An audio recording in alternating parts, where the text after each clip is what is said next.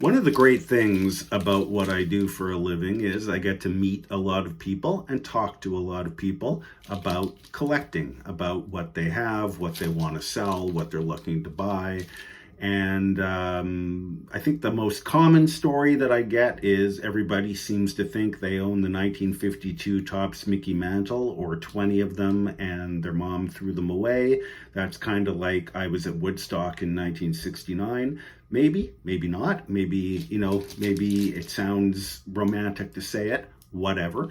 Another great story I get a lot, which I think is probably truer, is that if you were of the age when you were in public school in 1972, you got to leave classroom, go to the gym, and watch Canada versus Russia live on TV when the games went to Moscow. I think that was game number 5 onward. I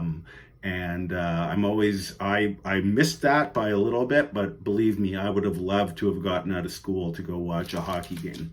The next best thing to that is talking to somebody who actually went to one of the games in Canada.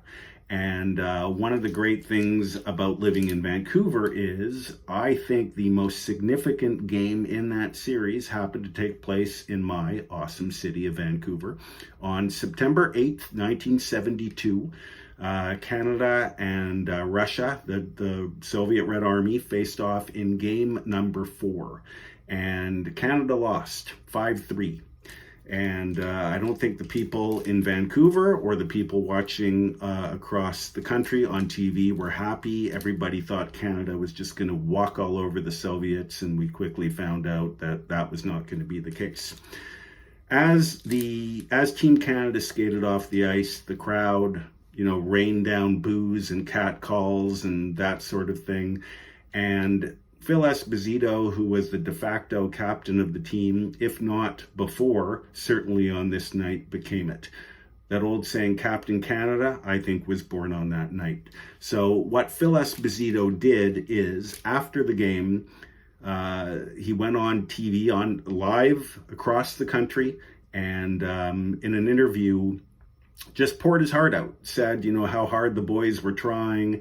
And, they all came here. Keep in mind, this was before the regular season started. It was also the same year as the WHA was the WHA's initial season. So Bobby Hull was not on the team. Jerry Cheevers was not on the team. Several other players who had jumped to the fledgling new league were not allowed to play. Bobby Orr was injured. Another story for another time. But the boys that were there were, according to Phil, giving it their all, and with sweat dripping down his face. And the Phil Esposito, the man of 3-minute shifts, was having a hard time catching his breath, but he was pouring out his heart to the nation. And it's hockey's equivalent of Lou Gehrig's "I'm the luckiest man on earth" speech, or Muhammad Ali's "I am the greatest" speech. In terms of hockey, it's the most famous speech, and I think it's the game, and a lot of people think it's the game that galvanized the team, galvanized the nation, and Canada ended up winning the series. So was that the turning point, game 4 in Vancouver? I think so, and a lot of other people do. So I took this out of the envelope too early because I can't talk and think at the same time. In addition to purchasing sports cards, vintage or modern, we also deal in memorabilia, sports memorabilia. And this has just been sent to me recently. I never made a video about it before. I'm getting ready to put it up for eBay, and coinciding with that, I wanted to make a video of it. So the gentleman that I purchased this from, this is not a consignment. We bought this item and several other things from this individual outright.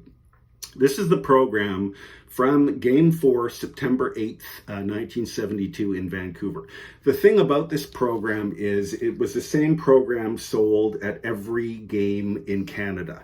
So, the Vancouver game is not differentiated from the game in Montreal or Hamilton or Winnipeg. It's the same program. It's a beautiful program. It's hard to show it and talk about it, but at the same time, but the program itself is beautiful. But again, it's the same program in every city. And truth be told, this is not a hard program to find. It's not rare, it's not scarce. And I've had it several times. In fact, many times I've had it where it's autographed on the cover by mostly Team Canada, sometimes by the Russian players. But again, let's see if I can find one more cool picture to show. It's got lots of color photos. There's the starting lineup. Anyway, you get the picture. That's fine. That's great. Always happy to have this. But what made this particular buy fantastic was the gentleman who attended the game live in person had the foresight to keep his ticket stub. I went to a lot of games when I was a kid, and believe me, I was in my glory going to see the California Golden Seals. And I was always a collector, even though I didn't know I was a collector, but I never kept ticket stubs. It never even entered my mind to keep them. I can't even imagine how many of these were lying on the concourse or on the, in front of the seat that people occupied during the game with beer and peanuts and popcorn, drenched all over it. But thankfully, this gentleman decided to keep his ticket stub. This is the ticket stub from Game 4 from the Phil Esposito speech. We are selling this together with the program. I think together they make a fabulous piece, terrific eye appeal, but the ticket stub is the main value here. And again, old cards are very difficult to find in nice condition, as we all know. Ticket stubs are a whole nother level. I mean, they were printed on thinner paper. They were never meant to be kept. And most people folded them up and put them in their pocket, when they were standing in line to buy food or walking, towards their seat. This one is actually, for what it is, has been preserved in really, really nice shape. So this will be going on eBay, probably not by auction. We'll probably do this as a buy it now. You can find it on my user ID on eBay, which is Vahoota, Vahoota.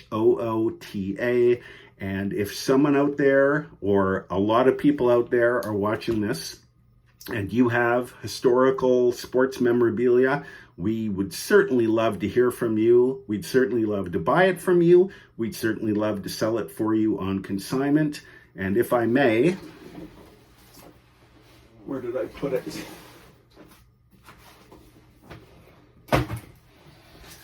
Oh yeah, it's right in front of me. I turned around.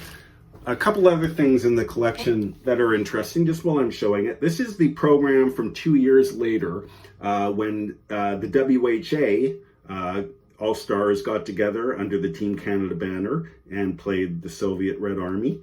This is the program from that game. Again, it was the same program that was sold across Canada, but the same individual, this is from the Vancouver game, the same individual went to this game and kept both of his ticket stubs. So I guess his father never kept the one from 1972, but this time the kid was smart and got his dad to give him his ticket stub. So he has two. We will also be selling this. Again, this does not have nearly the same cachet, this series, as the Summit series, which is, part of folklore in Canada and just continues to have incredible interest decades later. But again, still a neat piece. So, if you reside in Canada and you have this kind of stuff and you want to sell it, you don't know how to sell it, you don't want to sell it yourself because you have better things to do, we can do it for you. That's why we're here. We do a really good job, and we'd love to hear from you, consignment or purchasing it directly from you, whatever is best for you. And you know how to get a hold of me. We're all over social media. Even though I don't understand social media, we're all over it. On eBay, Vahoota, Vahoota. My website, aasportscards.com. Please get a hold of me if you reside in Saskatoon, if you reside in Hamilton, if you reside in Montreal, if you reside in Quesnel. I'd love to hear from you. Thanks for watching, everybody. Take care, and we'll be back soon with another video. Thanks, guys.